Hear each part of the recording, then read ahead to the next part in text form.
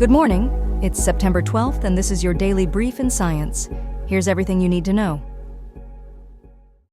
Boeing's Starliner spacecraft has been on a tumultuous journey since its selection by NASA for crew transport, facing numerous delays and setbacks along the way.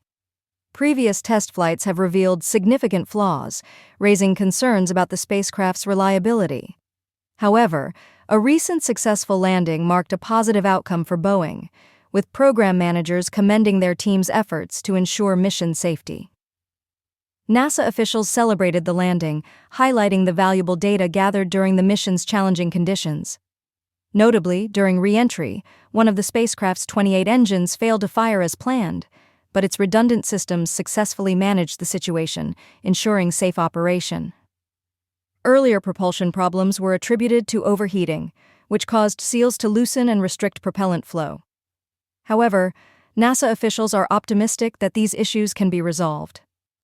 Astronauts Sunita Suni Williams and Barry Butch Wilmore are expected to remain aboard the International Space Station until February 2025.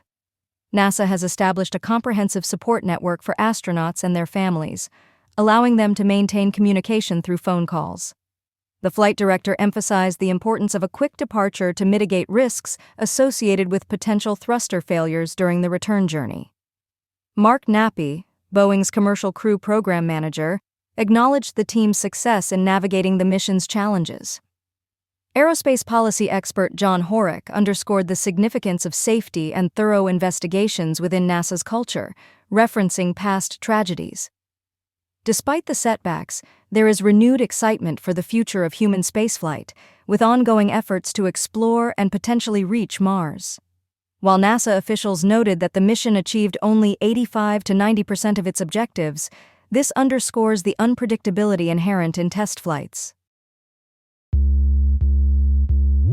Bio-based adhesives are emerging as a noteworthy alternative to traditional petroleum-based adhesives, thanks to their environmental benefits. These adhesives, derived from renewable resources, are gaining traction in various industries. However, while tannin-based adhesives show promise, they face limitations in water resistance. Researchers are exploring structural modifications to enhance their performance, focusing on techniques like cross-linking and the creation of multi-network structures. On a different front, the increasing demand for metals and tightening environmental regulations have highlighted the need for effective methods to recover or remove toxic metals from various media. Conventional removal methods often fall short, prompting the search for sustainable alternatives. Emerging advanced sorbents, such as modified natural minerals and metal organic frameworks, or MOFs, are being recognized for their effectiveness in metal ion separation. These innovative adsorbents are not limited to water treatment. They also have applications in air purification and industrial effluent treatment. A recent study on reduced graphene oxide and zinc oxide nanoparticles demonstrated their high efficiency in adsorbing toxic metals from wastewater. Notably, the ZMG Pani adsorbent showed impressive removal efficiency for cadmium, mercury, and lead, maintaining over 85% efficiency across multiple regeneration cycles. Research indicates that these non-conventional adsorbents can outperform traditional methods in removing specific contaminants, showcasing their high selectivity and reusability. However, economic considerations and environmental impacts remain critical factors in their implementation. Future research should focus on scaling up the applications of these sorbents while enhancing their selectivity and efficiency for industrial use. Novo Nordisk is making headlines with its experimental weight loss pill, amycretin, which has shown promising results in early clinical trials. At a recent diabetes conference in Spain, the Phase 1 clinical trial results revealed that participants experienced a body weight reduction of up to 13% after just 3 months of treatment. In contrast, those on a placebo only lost an average of 1.1% of their body weight, underscoring the drug's effectiveness.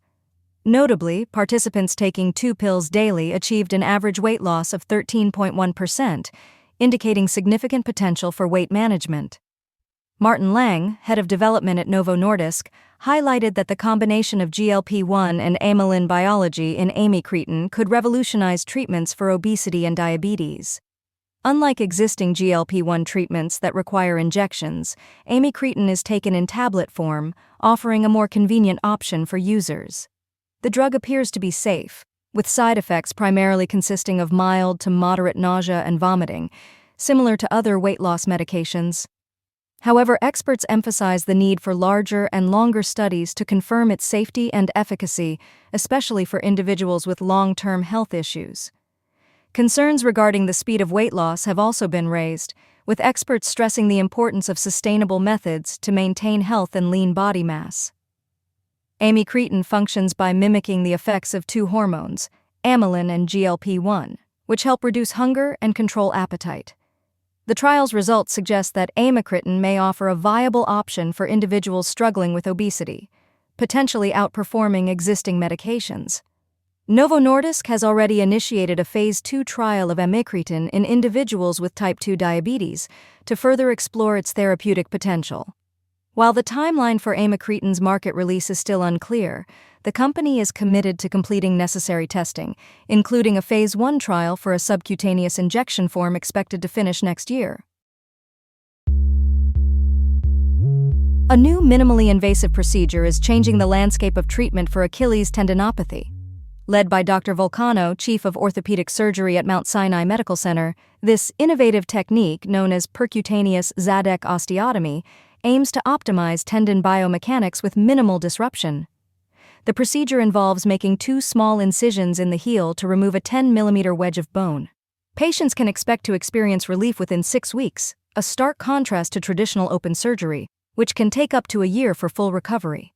This approach not only reduces post-operative pain, but also enables athletes to return to their workouts in a matter of weeks.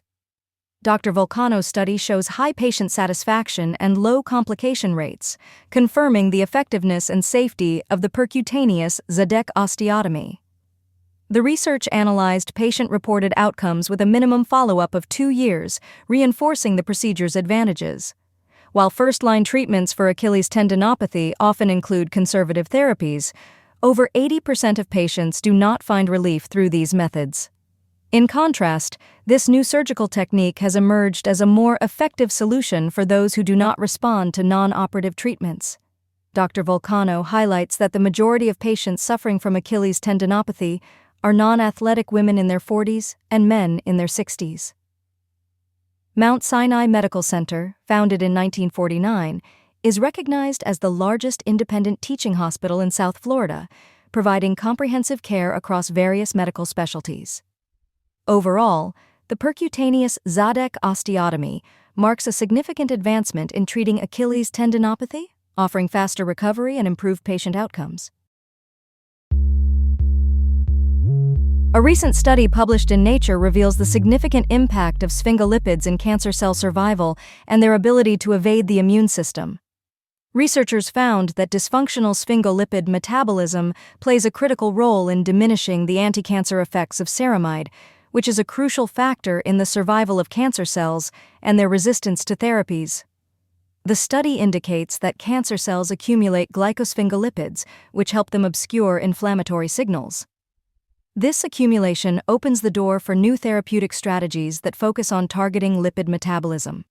Lead author Mariluz Saula emphasized that cancer cells manipulate lipid metabolism not only for energy but also to distort immune signals, aiding in their evasion from detection by the immune system. Additionally, lipid-laden macrophages within tumors contribute to immunosuppression, which facilitates cancer growth by transferring lipids to the tumor environment. The research enhances our understanding of the immune landscape in glioblastoma, a type of cancer recognized for its highly immunosuppressive microenvironment. In glioblastoma, macrophages scavenge lipid debris from the myelin sheath of neurons, complicating the immune interactions surrounding the tumor. Despite clinical trials of P-glycoprotein inhibitors showing limited success, P-glycoprotein remains a significant factor in chemotherapy resistance.